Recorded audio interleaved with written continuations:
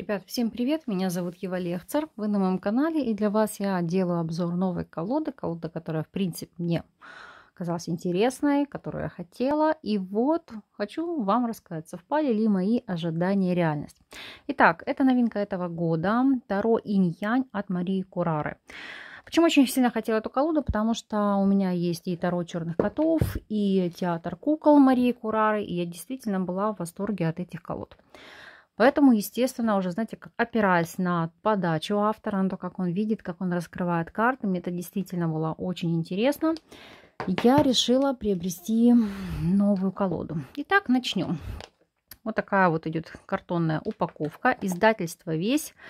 И что могу здесь сразу сказать? Да, это как особенность, это как определенная черта, вот такое открытие. Удобно или нет? Ну, в любом случае, если вы перевозите и берете с собой куда-то в дорогу, то это вам нужно брать, извлекать сами карты и перевозить их в отдельные мешочки.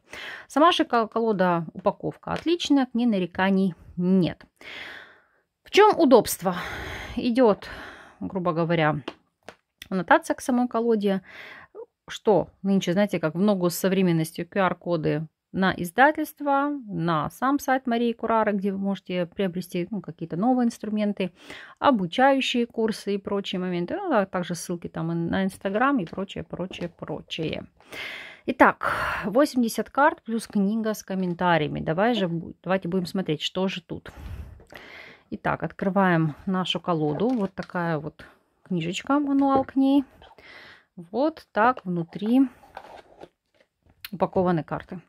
Повторюсь, к самой упаковке претензий нет.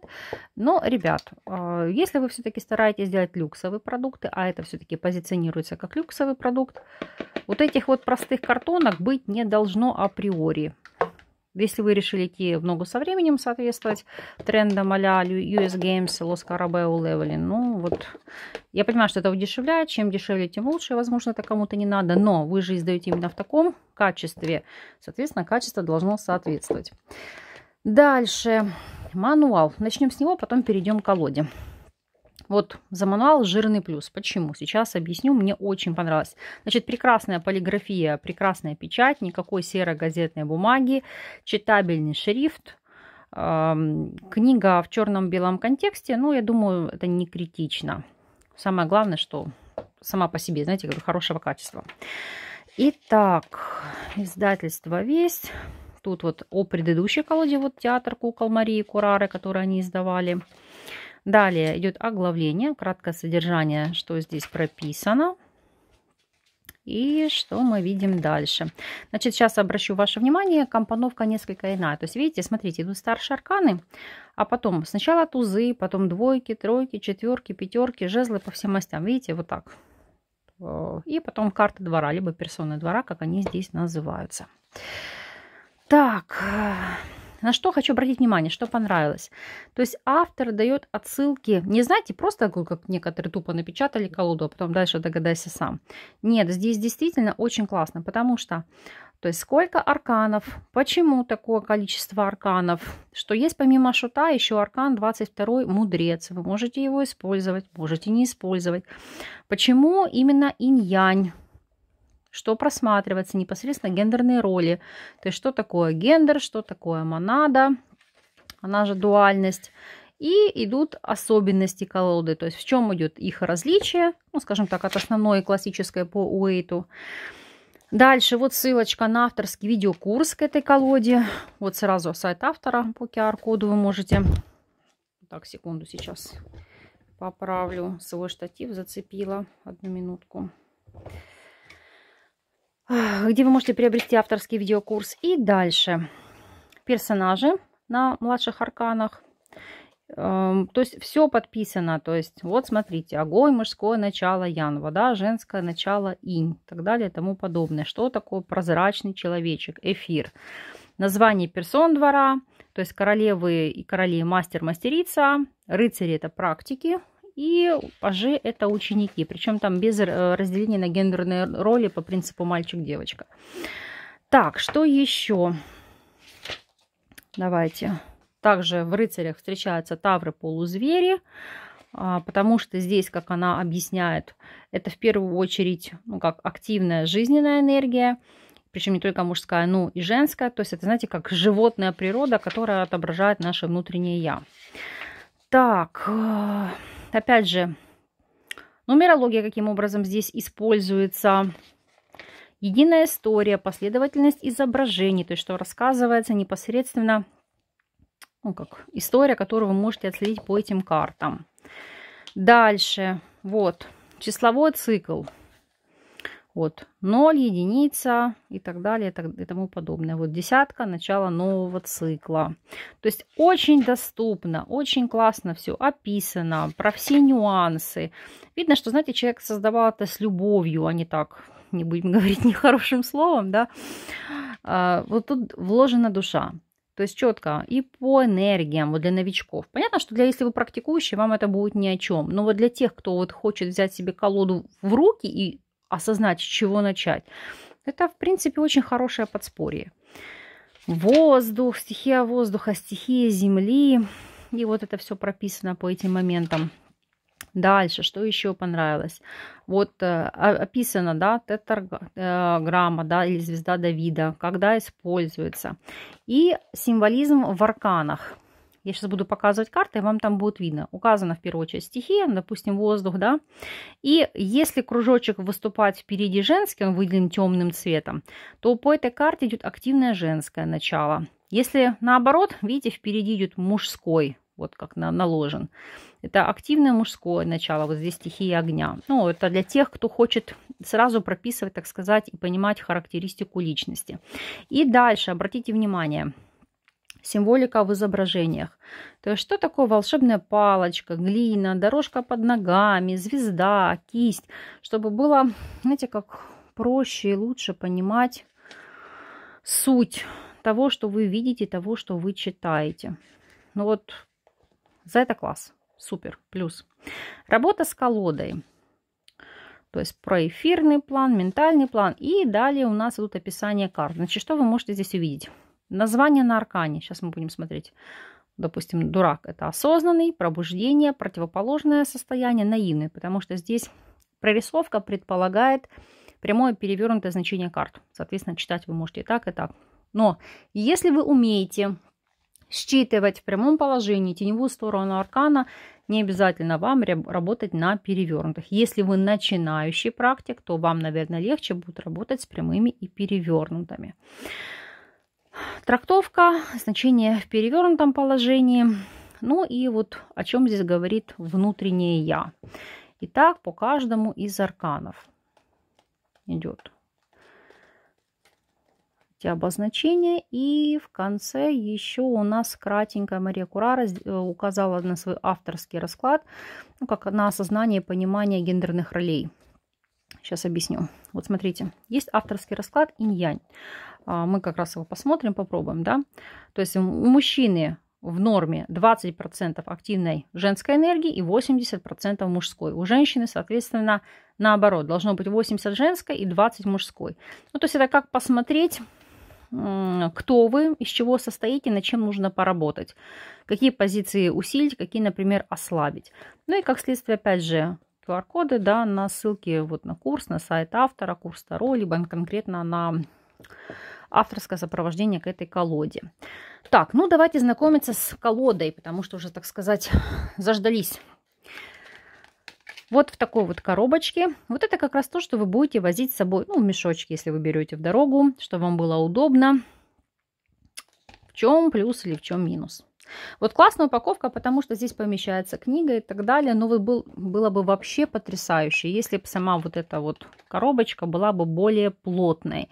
Ну, допустим, бросил женскую сумочку, да, чтобы вот это все не примялось, не потрепалось. Хочется, чтобы оно в первую очередь как-то сохраняло замечательный внешний вид. Так, посмотрели на упаковку. 80 карт, книга с комментариями. Вот так это все выглядит. Здесь отсылки, скажем так, цитаты рецензии Марии Курары, а именно, что Таро — это не просто картинки, собранные в набор. Это система, которая описывает устройство мира и самого человека.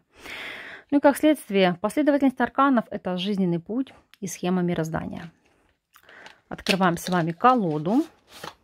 И сейчас я буду рассказывать свои плюсы, свои минусы, которые я вижу по данному инструменту. За что плюс? Шикарная рубашка, двухсторонние колоды, как я люблю. Хороший качественный картон, двухсторонняя матовая ламинация.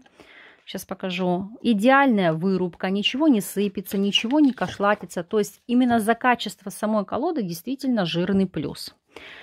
За что минус? Открываю колоду и, мягко говоря, офигела. Офигела в нехорошем смысле слова, потому что, блин, ребят, вы должны работать над качеством колод, тем более премиум сегмента. Лучше, лучше и лучше. Сейчас объясню, что мне здесь не понравилось. Да, плюс, что колода матовая, она не бликует. С ней классно работать на ютубе, в социальных сетях, делать классные изображения и прочее.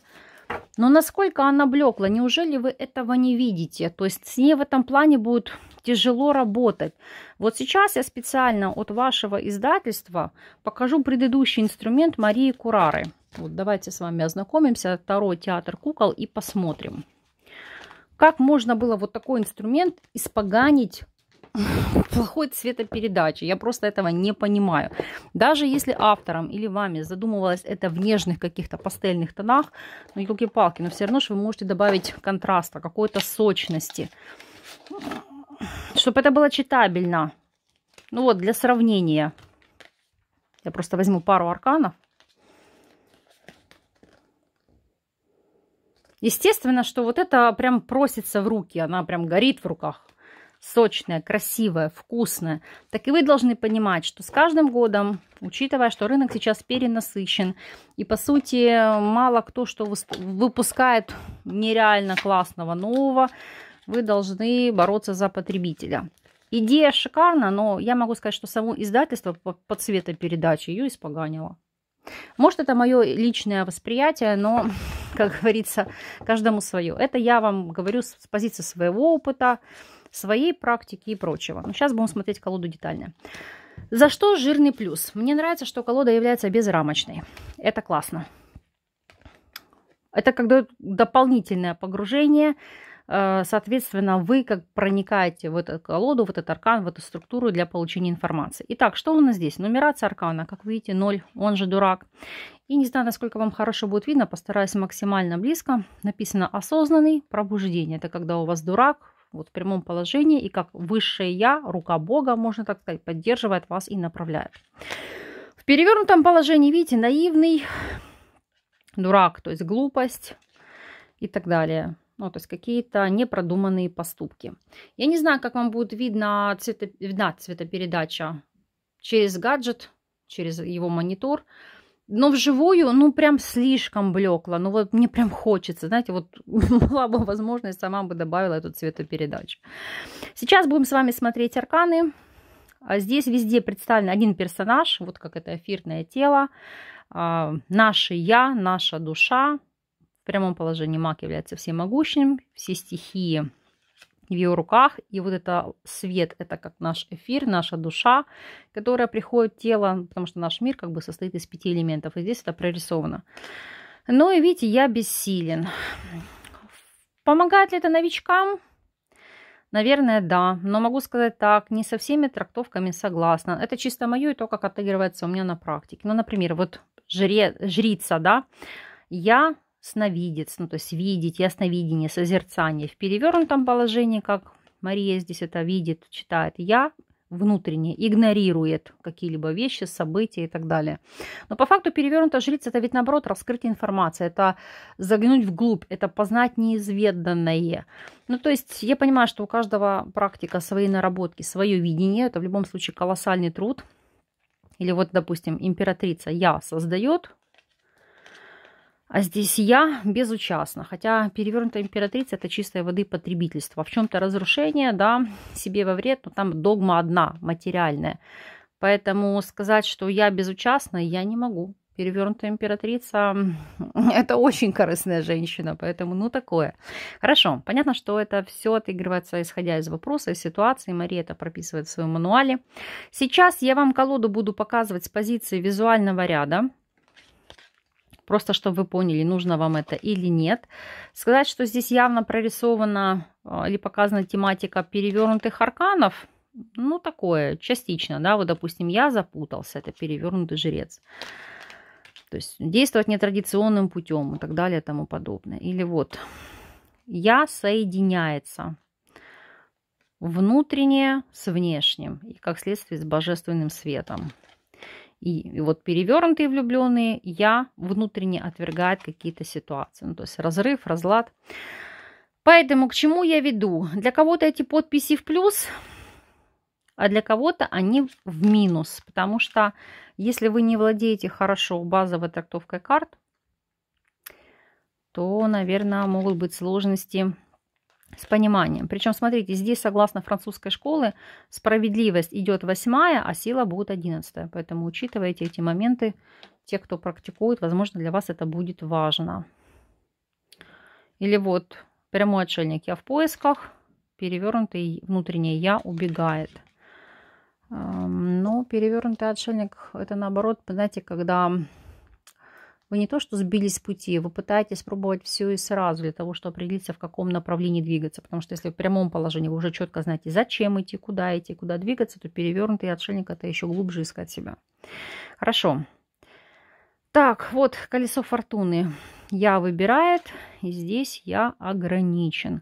Ну, то есть имеется в виду, потому что перевернутое колесо фортуны это как излом судьбы, излом ситуации. Поэтому то есть ситуация, на которую вы повлиять не можете, она от вас не зависит.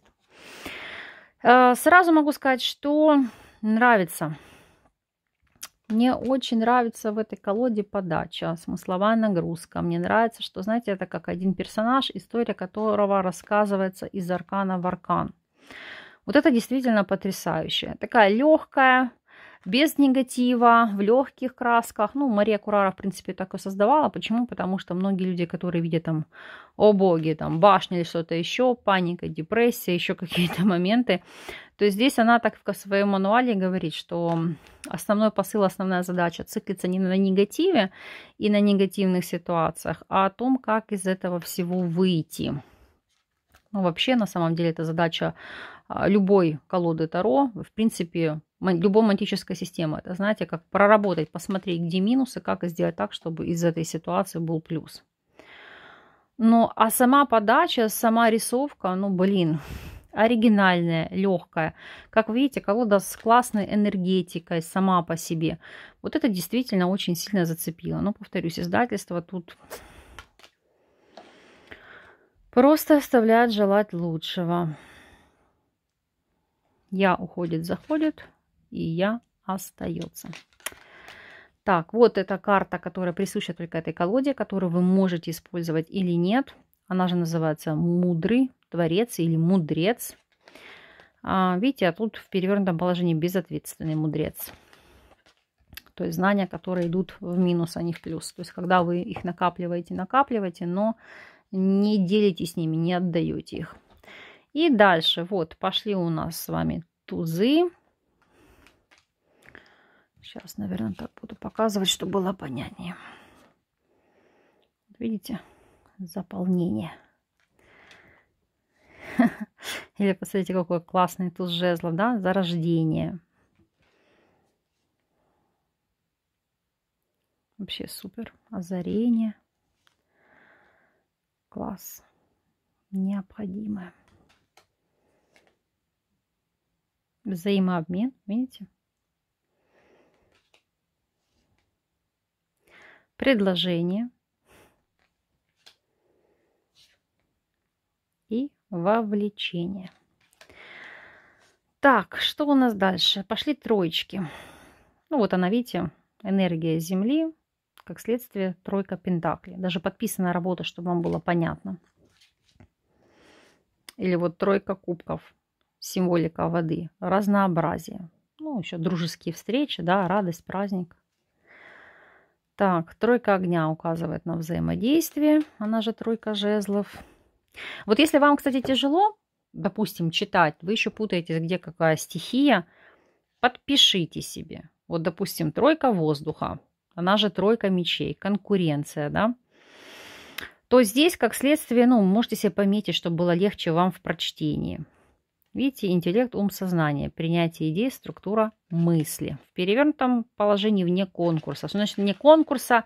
Не с позиции, что вы самое лучшее, а то, что вас оставили позади всех, либо вами пренебрегли. То есть тут еще важно понимать и грамотно читать вот эту прорисовку, чтобы, знаете, как не наделать потом самому себе беды.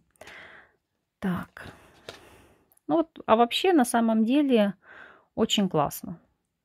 Вот мне очень нравится здесь по прорисовке 4 кубков. Она вот подписана не то, что надо. Это, знаете, по принципу кого знаю, не хочу. Кого хочу, не знаю. Вот это четко здесь идет по 4 кубков. Так, 4 огня, она же 4 жезла. Видите, даже символика, чтобы было понимание. Вот семья, структура. Видите, как надежда на все это дело. Сомнения. Ну, а вообще, на самом деле, колода классная. В событийном плане здесь, ну, мне кажется, очень легко будет читать. Вот смотрите, 5 пентаклей, нехватка, да, в прямом. В перевернутом положении пока достаточно. Не могу сказать, что пока достаточно. Это, скорее всего, выход из кризиса и поиск каких-то перспектив, где вы можете залатать эти дыры. То есть, где найти ресурсы. Так, 5 кубков, разочарование. Видите? Какая вот здесь 5 жезлов? Как конкуренция, но она же вызов, да? То есть соперничество. 5 мечей. Принять какую-то болезненную ситуацию. Ну и так дальше. То есть я не знаю, насколько вам хорошо видны эти подписи. Не знаю, ближе, дальше, чтобы было видно фокус вам.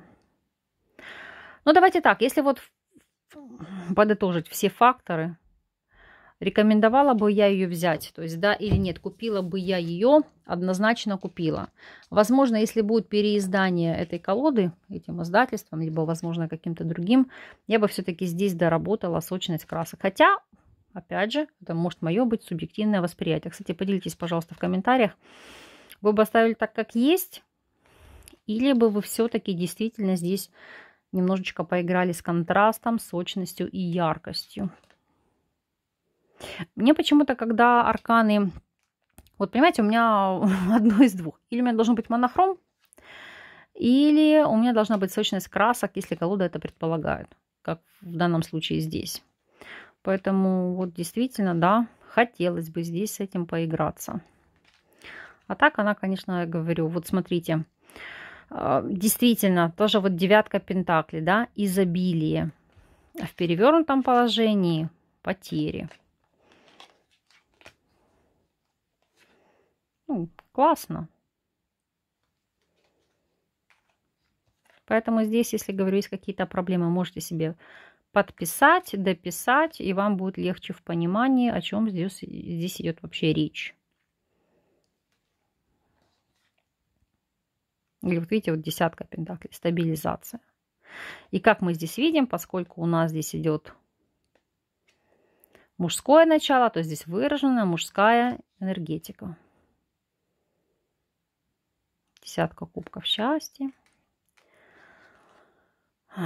Вот у нас 10 жезлов, новый путь. Хотя мы несколько иначе привыкли видеть 10 жезлов, да, тоже как трудности, проработки, но видите, здесь несколько иная прорисовка. Или вот вам тоже, пожалуйста, 10 мечей. Вот для тех, кто вообще там паникер, вот на самом деле, скорее всего, вот с этими колодами, с этими картами вам будет легче работать. Так, пошли у нас с вами пажи. Чтобы было понятно, вот даже камушек в руках, и тут пентаграмма изображена, то бишь пентакль. Вот, паж воды, паж жезлов, вот огонечек, да, и паж мечей. Написано выбирать. Ну, если вы сравните, что это анализ, это структура, это стратегия, то да. Так, пентаклей, рыцарь кубков, рыцарь жезлов, рыцарь мечей. Рисковать, но с этим согласна. Тут не поспоришь. Хорошо. Дальше. королева Пентаклей, желать. Вот это исконно чисто женская королева Пентаклей, желать это могу как королева Пентаклей вам подтвердить. Да, это 100%. Так, в перевернутом положении это что, разрушать? Ну, наверное, тоже верно.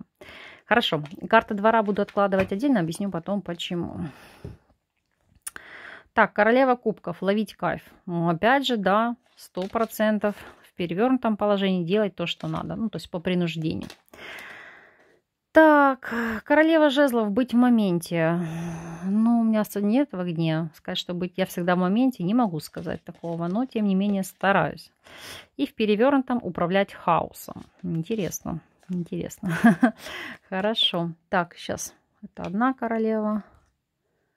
Вторая королева, да, все. Так, дальше. Смотрим, что у нас здесь. Так. Угу. Вдохновлять. Это у нас королева мечей. Король пентаклей приумножать. Король воды угождать. Угу. Это вот очень сродни с королевой пентаклей. Потому что король кубков должен угождать. Так, хорошо. Дальше. Видите, у нас король жезлов это мотивировать. И король мечей генерировать идеи.